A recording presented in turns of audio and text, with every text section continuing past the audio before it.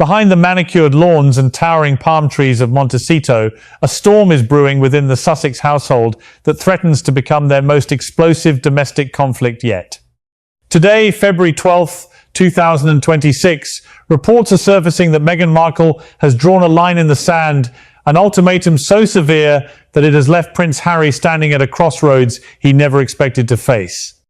We all know the seismic shifts occurring at Buckingham Palace right now. With Prince Andrew's name resurfacing in the unsealed 2026 Epstein Files, the monarchy has effectively erased him from public life. But the shockwaves of that erasure have travelled across the Atlantic, straight into the heart of the Sussex's California dream. Meghan Markle, who has spent the last 2 years meticulously building her lifestyle empire and the As Ever brand, knows that in the cutthroat world of Hollywood and global business, image is everything. To her, the name Andrew is no longer just a family member, it is a radioactive brand. And that is why she has reportedly issued a chilling command to Harry: stay away from the Yorks. This isn't just a wife giving advice to her husband.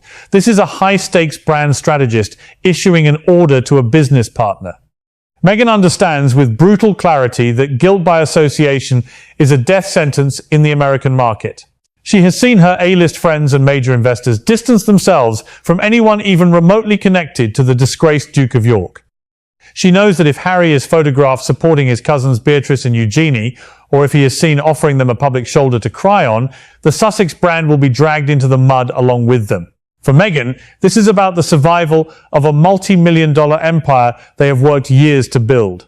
She isn't willing to let a decade of rebranding go up in flames for the sake of royal nostalgia. However, Harry finds himself trapped in a heartbreaking dilemma. When he turned his back on the UK and the firm, and when the rest of the royal family went silent, it was Beatrice and Eugenie who remained his only lifelines. They were his childhood companions, his confidants, and the only ones who crossed the ocean to maintain a bridge.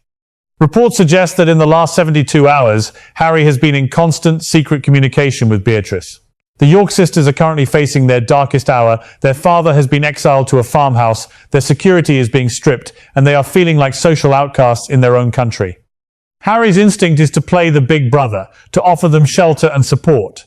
But as soon as Meghan discovered these secret calls, the atmosphere in their Montecito mansion shifted into a state of Cold War. Meghan's logic is purely professional and undeniably sharp.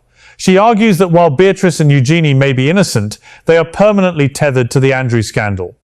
Her message to Harry is clear: we didn't leave the UK and escape the firm just to be dragged back down by the very scandals we tried to outrun.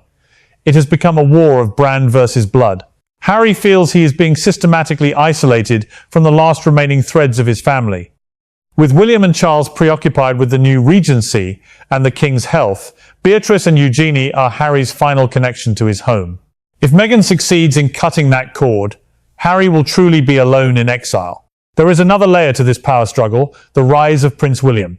As William takes over the reins as regent in 2026, he is on a mission to sanitize the monarchy. He has already shown Andrew the door, and Meghan fears that if Harry aligns himself with the Yorks, it will give William the perfect excuse to permanently banish the Sussexes from any future royal return or diplomatic role. Meghan's strict warning might be intended to protect Harry, but Harry sees it as a lockdown on his personal freedom. Is Meghan truly protecting her husband's future, or is she erasing every part of his past that she cannot control?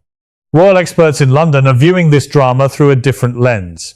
They believe that in 2026, Meghan's focus is entirely on power and financial independence. She has seen that King Charles is no longer the active force he once was, and that William is the new centre of gravity. To Meghan, the only way to stay relevant is to remain clean.